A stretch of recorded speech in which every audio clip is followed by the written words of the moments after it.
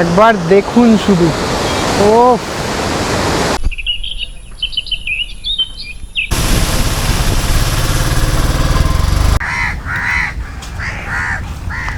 দাদা, এখানে ঘোরার আর কি পয়েন্ট আছে এই দুটো ছাড়া? কত হাঁস দেখুন এখানে।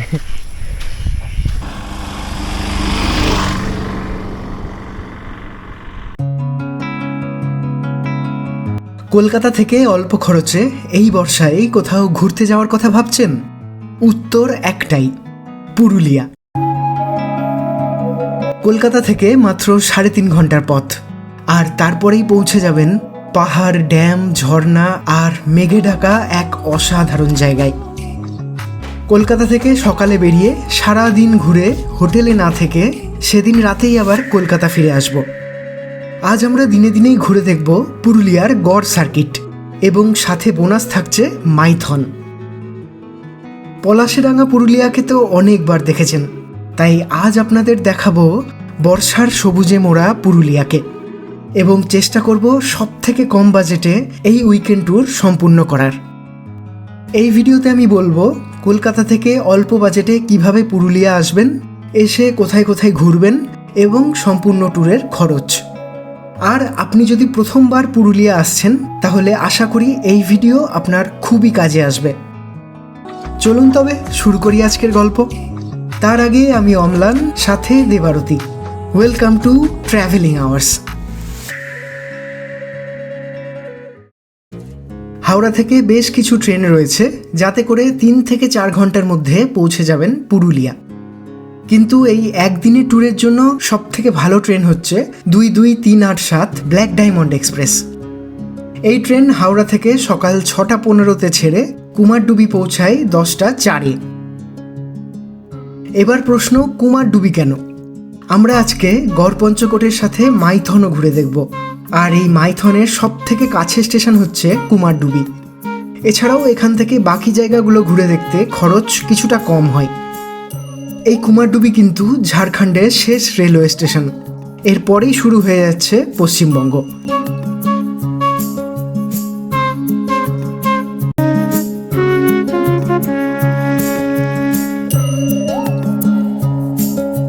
ট্রেন থেকে নেমে 1 নম্বর প্ল্যাটফর্ম দিয়ে বেরোলেই দেখতে পাবেন অটো স্ট্যান্ড। সেখান থেকে একটা অটোর সাথে দরাদরি করে বেরিয়ে পড়লাম। অটো কত নিচ্ছে, কি কি জায়গা ঘুরে দেখব সব বলছি, দেখতে থাকুন। আজ সারাদিনে আমরা ঘুরে দেখব মাইথন ড্যাম, পাঞ্চেত ড্যাম, গড়পঞ্চকোট এবং বরন্তী। আজ আমাদের প্রথম গন্তব্য মাইথন।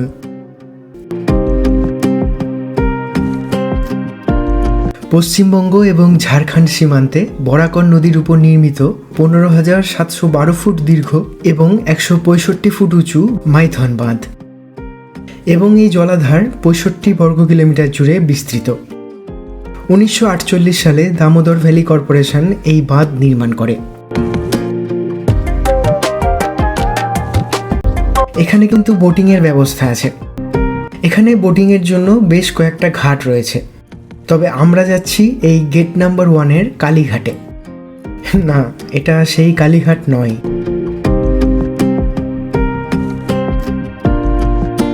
এখানে দুরকম নৌকা আছে, একটা হাতে টানা নৌকা এবং স্পিড বোট। স্পিড বোটের আবার অনেক রকম অপশান আছে। এরপর নদীর পাড়ে গিয়ে একজন মাঝির সাথে দরদাম করে এই নৌকাটা ভাড়া করে নিলাম। আমরা এখন মাইথনের বোটিং করতে এসেছি। সামনে এই দ্বীপটায় যাব, ছোট দ্বীপ বলছে, আর ওইদিকে একটা দ্বীপ আছে চামচ দ্বীপ বলছে। এই দুটো দ্বীপে যাব। নৌকায় যেতে গেলে কিন্তু লাইফ জ্যাকেট পরতেই হবে। তো এই দুটো দ্বীপ আমাদের 700 টাকা বলছে।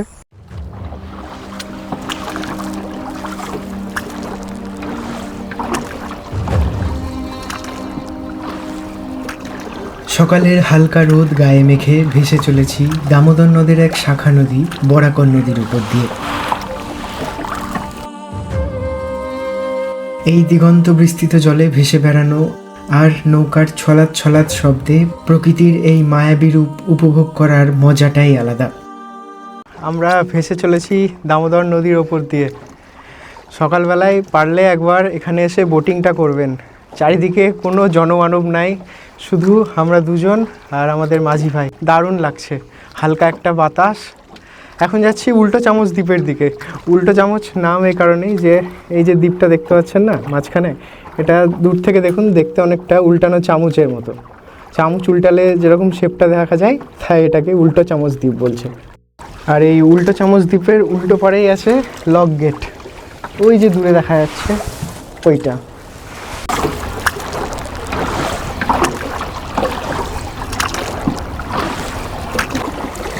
দাদা এখানে ঘোরার আর কি কি পয়েন্ট আছে এই দুটো ছাড়া?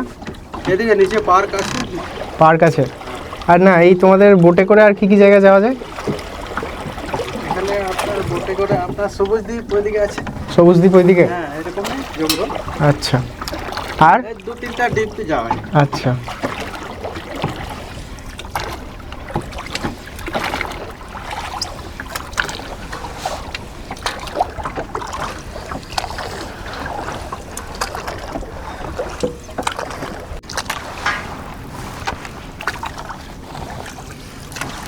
এই উল্টো চামচ দ্বীপে কিন্তু নামা যায় না, দূর থেকে দেখে আবার চলে আসতে হবে। ভেতরটা একদম ঘন জঙ্গল।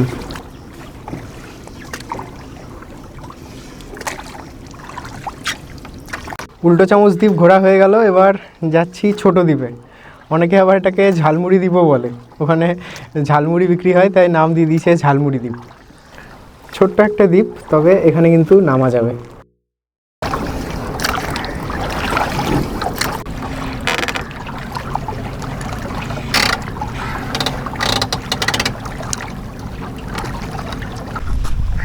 এই হচ্ছে ছোট দ্বীপ, এই সম্ভবত ঝালমুড়ি বিক্রি হয়, এখন লোক নাই।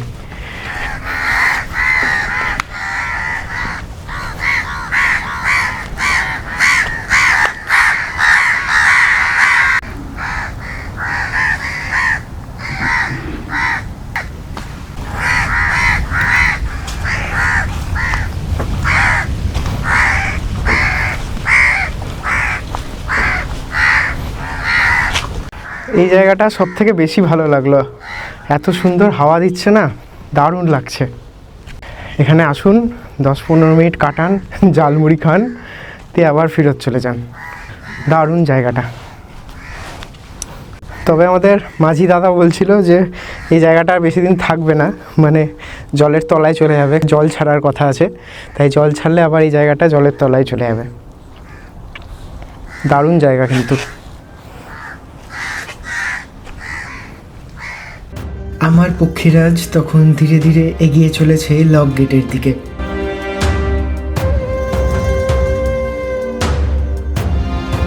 লক গেটের ওপাশের দৃশ্য দেখে আমি বাকরুদ্ধ।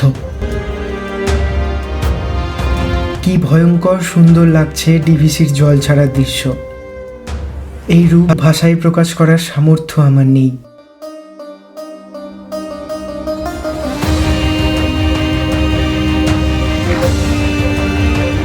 এই ভয়ঙ্কর সুন্দর জল ছাড়া নিজের চোখে দেখার জন্য এগিয়ে গেলাম লক গেটের দিকে। আমরা এই মুহূর্তে রয়েছি ঝাড়খণ্ডে, আর রাস্তার ওপারটাই হচ্ছে পশ্চিমবঙ্গ। প্রসঙ্গত বলে রাখি, মাইথন নামের উৎপত্তি মাইকা থান থেকে। এই মা হচ্ছেন দেবী কল্যাণেশ্বরী। আজ বিশেষ কারণবশত আমরা এই মন্দির যেতে পারিনি। মারাত্মক লাগছে, একটু আগে যেটা দেখলেন ড্রোনে, ওটা এবার চোখের সামনে দেখছি। ওফ, কি জলের ফোর্স, একবার দেখুন শুধু। ওফ, অসাধারণ লাগছে।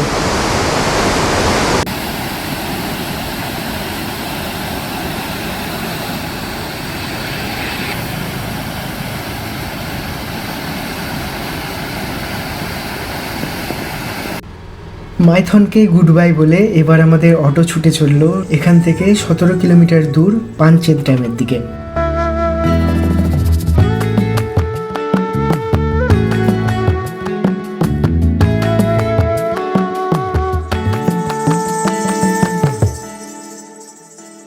ভৌগোলিকভাবে এই ড্যামটি ঝাড়খণ্ড রাজ্যের সীমানাভুক্ত হলেও সাধারণ মানুষের জন্য আলাদা কোনো রকম বিধিনিষেধ নেই এই ড্যাম ঘুরে দেখার জন্য। তবে ড্যামের উপর গাড়ি দাঁড় করানো নিষিদ্ধ, তাই অটোওয়ালা আমাদের এপারে নামিয়ে চলে গেল। সে আবার ওপারে অপেক্ষা করবে আমাদের জন্য। ঝাড়খণ্ডের ধানবাদ জেলায় পাঞ্চেত পাহাড়ের পাদদেশে দামোদর নদের উপর তৈরি 15 লক গেটের এই পাঞ্চেত ড্যাম। 1959 সালে তৈরি এই ড্যাম 138 ফুট উঁচু এবং 6.7 কিলোমিটার দীর্ঘ। এক প্রান্তে দাঁড়িয়ে অন্য প্রান্ত দেখা যায় না, এতটাই বড়। পাঞ্চেত ড্যামটি ধানবাদ থেকে 54 কিলোমিটার এবং আসানসোল থেকে 20 কিলোমিটার দূরে অবস্থিত। পাঞ্চেত ড্যাম থেকে প্রায় 16 কিলোমিটার দূরে আমাদের পরবর্তী গন্তব্য গড়পঞ্চকোট। ঝাড়খণ্ড রাজ্য পেরিয়ে এবার আমরা প্রবেশ করছি পশ্চিমবঙ্গে। পুরুলিয়ার বিভিন্ন প্রান্তে ছড়িয়ে ছিটিয়ে থাকা ছোট বড় অপূর্ব সব ভ্রমণস্থলের লিস্ট বানাতে বসলে বেশ লম্বা হয়ে যাবে। তবে সাধারণত অযোধ্যা সার্কিট এবং গড় সার্কিট এই দুটি ভাগে পুরুলিয়ার প্রধান দ্রষ্টব্য স্থানগুলো ভাগ করে ঘুরে নেওয়া যায়। এর মধ্যে গড় সার্কিট ভ্রমণে দেখে নেওয়া যায় জয়চণ্ডী পাহাড়, গড়পঞ্চকোট, বরন্তি, মাইথন ড্যাম, পাঞ্চেত ড্যাম ইত্যাদি।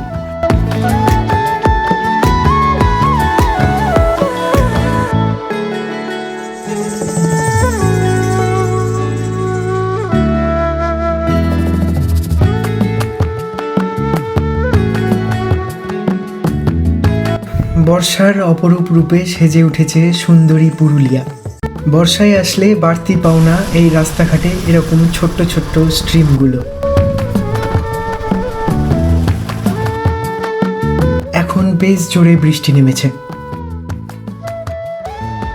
তার সঙ্গে পাহাড়ের মাথায় ভিড় করে রয়েছে কালো মেঘ। চারিদিকে বৃষ্টি ভেজা মাটির সোঁদা গন্ধ।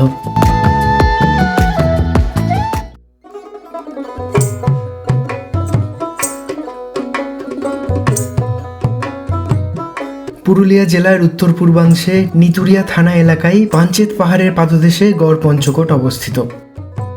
স্থানীয়রা বলেন রাজা দামোদর শেখর ছিলেন পঞ্চকোটের প্রথম রাজা। পুরুলিয়ার ঝলদা অঞ্চলের 5 আদিবাসী সর্দারের সাহায্যে এখানে তিনি রাজত্ব গড়ে তোলেন, আর সেই থেকেই নাম হয় গড়পঞ্চকোট।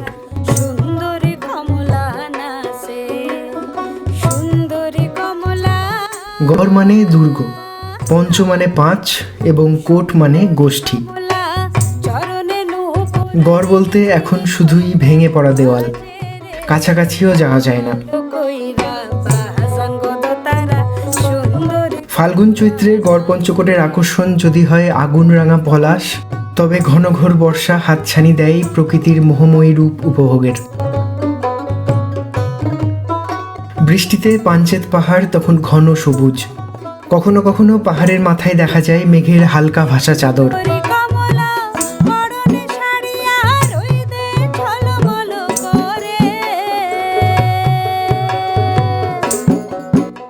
সারাদিন ঘুরে বেরিয়ে বেশ খিদে পেয়ে গেছে।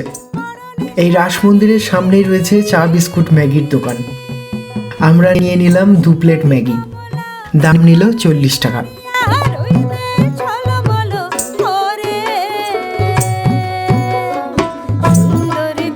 পাশেই একটা ছোট্ট দোকান রয়েছে যেখানে পুরুলিয়ার বিখ্যাত মুখোশ পাওয়া যায়।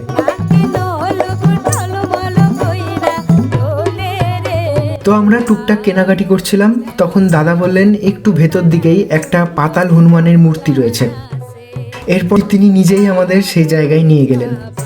আমরাও হাঁটা লাগালাম তার পেছন পেছন।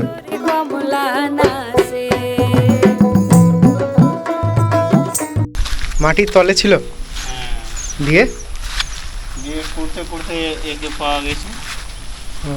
মাটির তল থেকে পুরো এইভাবে বেরিয়েছে। হ্যাঁ, মানে 1200 বছরের আগেকার পুরনো বলে। 1200 বছর, সেটাই বলছি। লোকাল লোকজন এখানে পুজো করে। হ্যাঁ হ্যাঁ, আমি এই পুজো করি। আচ্ছা, তুমি করো? রাজমহল বা রানীমহল যা বলবেন। আচ্ছা, এটা পুরোটা এখান থেকে ওই চতুর গাছটা দেখতে পাচ্ছেন, এটা পুরোটা রাজবাড়িটা ছিল। গভর্নমেন্টে সরকার 4 কোটি টাকা দিয়েছিল। দিয়ে আগে 4 কোটি টাকায় কিছু কিছু সংস্কৃতি করেছে, এখানে করেছে। উপরে রাম মন্দির আছে, ঝর্ণা আছে, দুর্গা মন্দিরটা করেছে সামনেটাই। তারপরে এখানে দান বাস্ক দিয়েছিলাম দাদা, কি বুঝলেন? নিয়ে পালিয়েছে। হ্যাঁ, ওই জন্য ওই দোকানের সামনে রেখেছি। কারো মনে ইচ্ছুক হয় দেই। এটা খুঁড়ছিল কারা পেলো যখন? করতেছিলাম আমরাই। তোমরাই খুঁড়েছো? হ্যাঁ, আচ্ছা। গভর্নমেন্টের সরকার থেকে যখন কাজ হলো সেই তখন ওকে পাওয়া গেছে। আচ্ছা। পুরোটা কিন্তু পাথরের। তো দেখেই বোঝা যাচ্ছে পুরোটা পাথরের।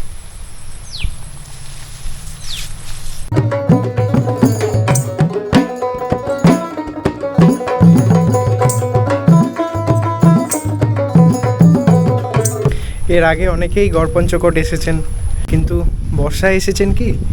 বর্ষায় কিন্তু আমার দারুণ লাগলো।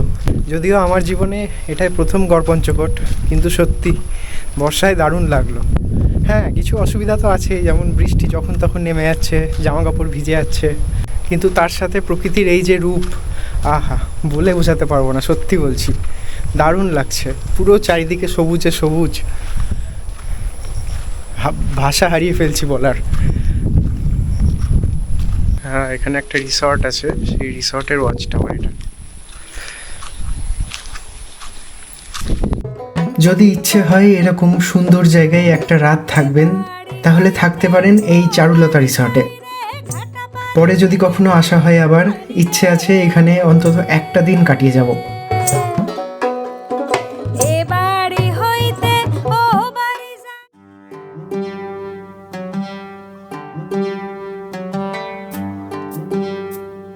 গড়পঞ্চকোটকে বিদায় জানিয়ে আমরা এগিয়ে চললাম আমাদের শেষ গন্তব্য বরন্তী। এখান থেকে বরন্তী মাত্র 14 কিলোমিটার।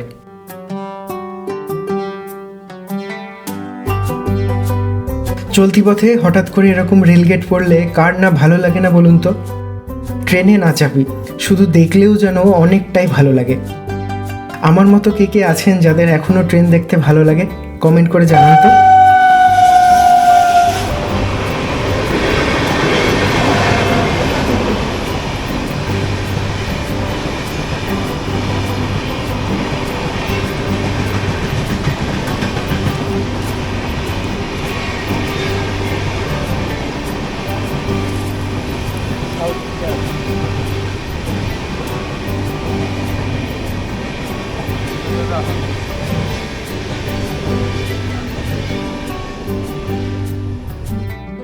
আমরা প্রায় চলে এসেছি মুরাডি লেক।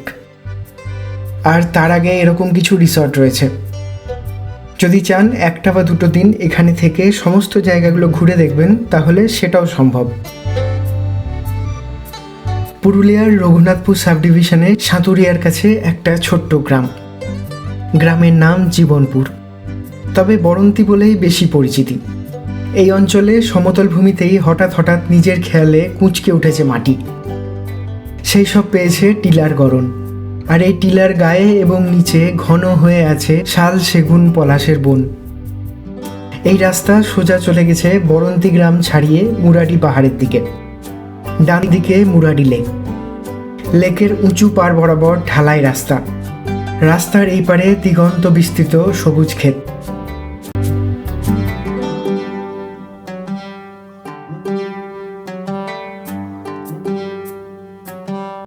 এই মুহূর্তে আছি বরন্তিতে। আমার চুল দেখে বুঝতেই পারছেন মারাত্মক হাওয়া এখানে। রোদ আছে, রোদ গায়ে লাগছে, কিন্তু তার সাথে দারুণ হাওয়া। মানে এখানে এসে মনে হচ্ছে যেন বসেই থেকে যায় সারাটা দিন, এত সুন্দর লাগছে না। প্রকৃতির মাঝে নিরিবিলিতে দু একটা দিন কাটিয়ে আসতে চাইলে নির্দ্বিধায় চলে আসতে পারেন বরন্তী। উপরি পাওনা হিসাবে থাকবে আজীবন মনে রাখার মতো একটি সূর্যাস্ত। এরপর আমরা আবার কুমারডুবি স্টেশন থেকে বিকেল 4:50 ব্ল্যাক ডায়মন্ড এক্সপ্রেস ধরে রাত 9:30টার মধ্যে পৌঁছে গেলাম কলকাতা। এবার খরচের কথায় আসি। আমি দুজন হিসাবে খরচটা বলছি। হাওড়া থেকে কুমারডুবি 2AC ভাড়া 125 টাকা করে, দুজনের 250 টাকা। অটো ভাড়া লেগেছিল 1300 টাকা। কুমারডুবি স্টেশন থেকে সমস্ত সাইট সিন ঘুরে আবার কুমারডুবি স্টেশনে ড্রপ। খাওয়া দাওয়া 350 টাকা। কুমারডুবি থেকে হাওড়া 2AC ভাড়া 125 টাকা করে, দুজনের 250 টাকা। তাহলে মোট খরচ 2150 টাকা, এবং একজনের খরচ হচ্ছে 1075 টাকা। তাহলে কেমন লাগলো আপনাদের আজকের বৃষ্টিস্নাত পুরুলিয়াকে? এখনই কমেন্ট করে জানান। ভিডিও ভালো লেগে থাকলে লাইক করে আর চ্যানেলে নতুন হয়ে থাকলে সাবস্ক্রাইব করে পাশে থাকবেন। দেখা হচ্ছে খুব তাড়াতাড়ি নতুন কোনো ভিডিওতে। আজ তাহলে আসি, ভালো থাকুন, সুস্থ থাকুন আর দেখতে থাকুন ট্রাভেলিং আওয়ার্স। ধন্যবাদ।